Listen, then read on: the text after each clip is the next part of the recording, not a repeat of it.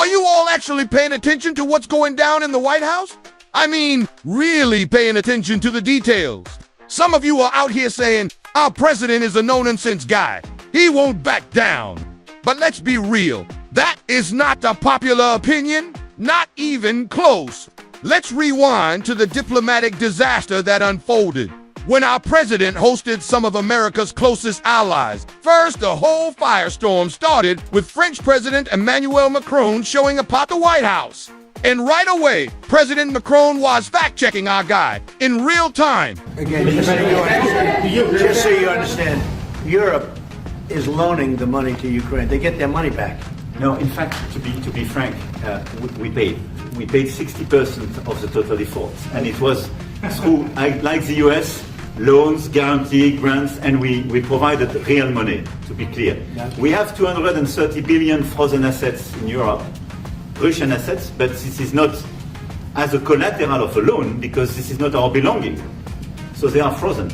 If at the end of the day in the negotiation we will have with Russia, they're ready to give it to us, super. Well, as expected, our fearless leader was pissed to the point that he almost tried to manhandle Macron, only for the Frenchman to return favor by squeezing your president's fingers so hard his arthritis would need him to pop some pills for the night.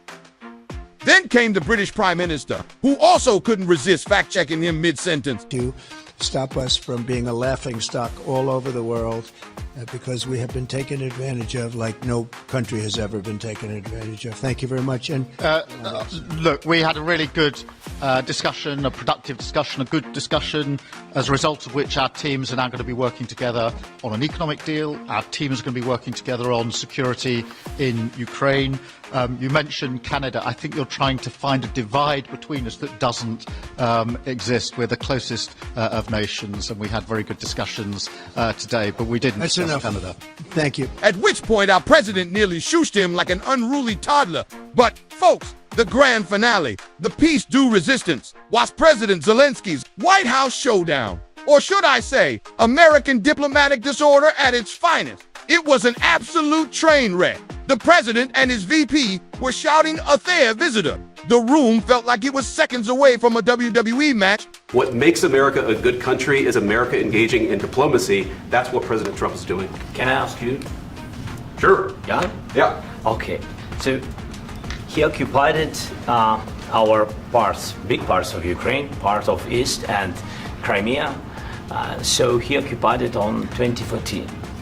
So during a lot of years, so I'm not speaking about just Biden, but those time was Obama, then President Obama, then President Trump, then President Biden, now President Trump, and will never go.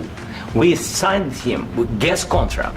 Yes, but after that, he broken this ceasefire. He killed our people, and he didn't exchange prisoners. We signed the exchange of prisoners, but he didn't do it. What kind of diplomacy, JD, you are speaking about? What do you mean?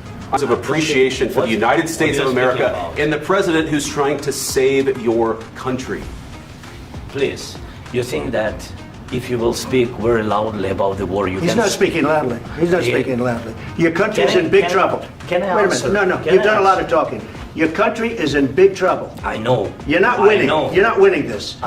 You have a damn good chance of coming out okay because of Mr. us. President, we are staying in our country, staying strong from the very beginning of the war. We've been alone, and we are thankful. I said thanks You haven't in been this alone. cabinet. You and haven't not been only alone. in this cabinet. We gave you, through I this said stupid thank you. president, $350 billion. You voted we gave for you your military president. equipment, You and your voted men for are your brave, but they had to use our military. What about If you didn't have You our invited military me- equipment, you invited if me you to didn't speak- have our military equipment, this war would have been over in 2 weeks. In 3 okay? days, I heard it from Putin. In 3 days, this is something Maybe new. less. In 2 weeks, of course, It's yes. going to be a very hard thing to do business like this. I tell you. Just say thank you. I said a lot of times thank you to American people. Accept that there are disagreements, and let's go litigate those disagreements rather than trying to fight it out in the American media. And at one point, our leader, the guy with nuclear codes, literally put his hands on the sovereign president of another country. What kind of global superpower behavior is this? We have the biggest military, the strongest economy, and yet our guy feels the need to go full-on WrestleMania with the Crane's president. And let me ask, if he's out here swinging at our friends, who exactly is he defending? As everyone have concluded, Putin. Is that it? And if so, why? What could Putin possibly do to him or to us? What if anything? What if a bomb drops on your head right now? Oh wait, I get it now. That explains why our guy is letting things out in his undies at the mention of Putin.